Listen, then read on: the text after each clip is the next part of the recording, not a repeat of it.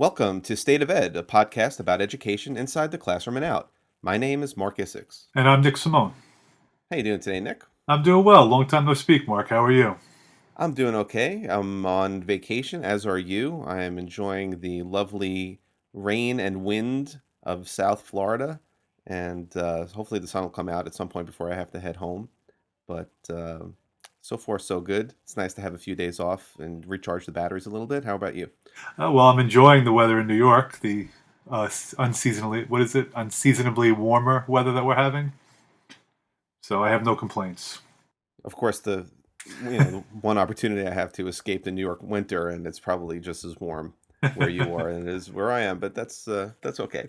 Absolutely. But in speaking of the heat, turning up the heat and things getting a little hot, we have a new Secretary of Education, Betsy DeVos, and I know that we wanted to discuss her candidacy. Well, not candidacy now. Her position as the cabinet member who will set education policy and advise the president. And I know that we both have some very interesting and I don't know, guttural feelings about her. And I thought it would be wise to dedicate some time to this topic. So I guess we'll talk all things DeVos today. Yeah, I was wondering if you were going to be able to get her as a guest on the show. Did that not happen? I made a very small single digit donation to Amway, and turns out that wasn't enough to get her here. Okay. So Well, she might be a little bit busy right now, so maybe in the future. maybe that was it. Maybe it wasn't the very poor donation. Well, I can't remember a Secretary of Education that has been as well known as Betsy DeVos. Would you agree with that? Oh, absolutely. And I'll take that one step further. In all my years of working in education, I've never sat for 3 hours and watched the entire confirmation hearing for any Secretary of Education before. Even John King, I didn't pay that much attention to. I watched the highlights, but and read about it, but didn't watch the whole thing. But for Betsy DeVos, as is with most things relating to Trump, it's must see TV, and this was certainly no exception. Watching the political circus that took place during that confirmation hearing. And the political aspect of it, is disappointing because I really would have enjoyed to have more substantive talk about education policy. I think there was unfortunately too much politics being played. Well, that may have been difficult for just about everybody sitting around that in that room to have substantive talk about education, because I really don't think many people even know what the heck they're talking about. And certainly Secretary DeVos notwithstanding. So, of course, what makes her an interesting candidate is that she has a very unusual path to the position, and she has no formal experience as an educator. Although I think if you look back, there are probably a number of people who don't have formal classroom experience or administrative experience. But she came to education from a slightly different avenue. She is, of course, the heir to the Amway fortune and the Amway business that I had alluded to a few minutes ago. And as a result of being a billionaire, she has spent a considerable amount of money, and her family's spent a considerable amount of money creating businesses, some having nothing to do with education, some having something to do with education. And I believe her brother also was one of the founders of Blackwater, if I'm not mistaken. He was the founder of Blackwater. The founder. And I guess for those of our listeners who are unfamiliar with Blackwater, you want to just give them a quick little briefing of what Blackwater is or was, Should which is should I it's no give longer Blackwater. It's called Z now or right? Zi. Should I give them the Wikipedia version or the Jeremy Scahill book version of Blackwater? I know Um, Scahill's your new boy. yeah, Um, Scahill, Jeremy Scahill wrote a book about Blackwater, and it's hard for me to be unbiased about it, but it's a mercenary military force that's been hired by our government and other governments to do work overseas. But the problem is that they don't the soldiers in Blackwater didn't have to follow the guidelines or the rules or the laws that we usually establish for our military, and they have profited Like the tremendously. Geneva Convention, for example. Right, right. So, and I understand. Look, Blackwater doesn't have a direct link to her brother's role in creating Blackwater doesn't have a direct link to the job she may do in education, but it's Fair enough. definitely. But it's just something that does raise a red flag. But back to your point about the experience. I'll be honest. I don't really know how many of our secretaries of education really had an extensive history in schools either. I was never a fan of John King's background in education, and I still look at Arnie Duncan, who a lot of Democrats and liberals admire for his role in education, but he was the superintendent of schools for Chicago, and I think anybody that's picked up a newspaper can see what's happening in Chicago now, and that has to have some connection to 10, 15 years ago when he was in charge of all of those young people. So I don't know if his Right. track record is much better. And I remember a couple of weeks ago they were going through all of them, and the hearings for Margaret Spellings. She was a substitute teacher who did not have a permanent teaching certificate in Texas. So I think some of the cries about Betsy DeVos's lack of experience, I think you got to be a little bit fair about that.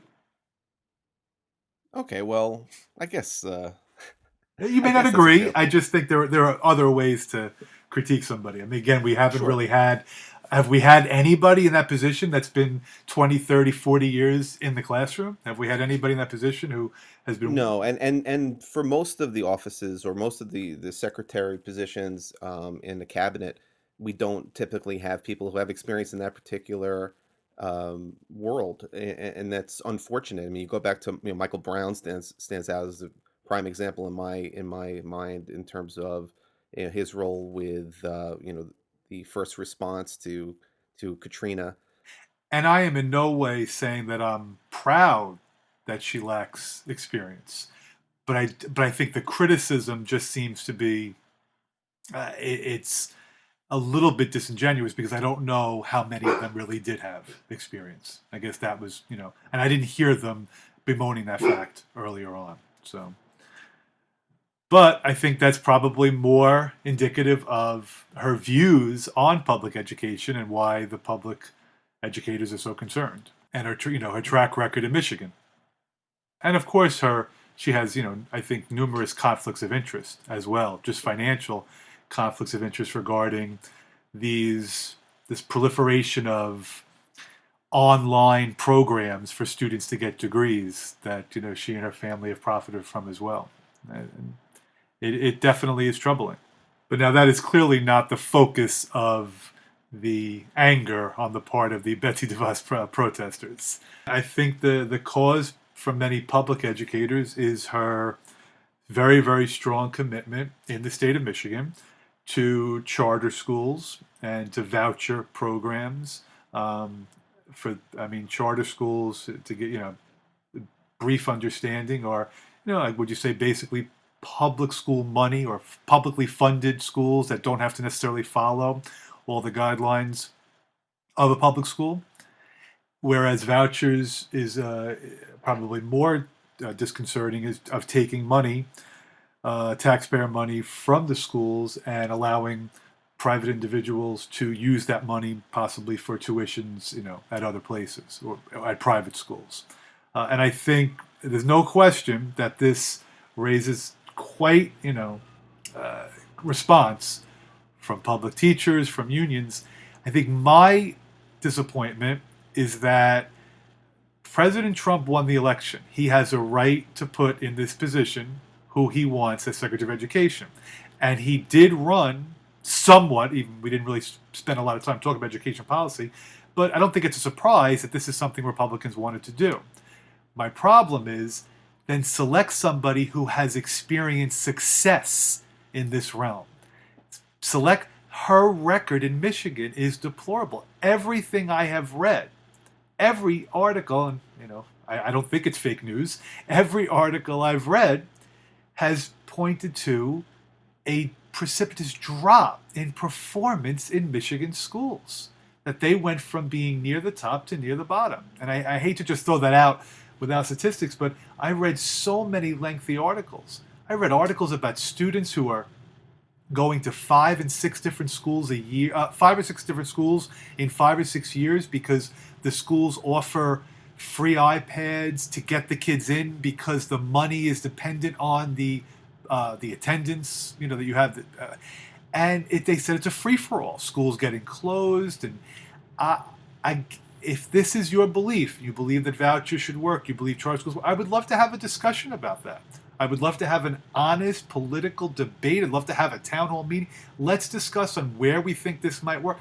But to select somebody in this role who doesn't have any success in this, that to me was the most troubling about her appointment. I think that there's been a long time agenda and push to deregulate the schools, the for-profit schools that the regulation that had gone into place during the Obama administration. The fact that they're rolling that back, and the fact that this has been something that conservatives have wanted to see put into motion for a long time, and to have an increased number of charter schools available, and of course, the people behind the scenes are pushing for more for-profit charter schools. So to think that she will only target the schools that are having a tough time, I think is maybe a little bit of wishful thinking. Look, no child should be in an unsafe school environment. I mean, nobody should be forced to sit in a school that's not safe, and nobody should be forced to sit in a school where teachers are not at least making the best effort to provide a sound education. So I think we all agree. But the question is, how do we get to that point? And I think we've become so unbelievably obsessed with numbers and data. If you get a child in your class who's in ninth grade at a first grade reading level, they will never meet the expectations that you want them to meet on a test. It doesn't mean you can't educate them properly to prepare them for the world. But if we continue to use testing data to evaluate our schools, we'll always be playing catch up. But now let's just say, is it possible that her philosophy is going to be, where the schools are doing well, leave them alone? One of my biggest criticisms of the Obama education policy is that he lumped everybody together. And that was probably an outgrowth of No Child Left Behind. But we have so many schools that are doing just fine.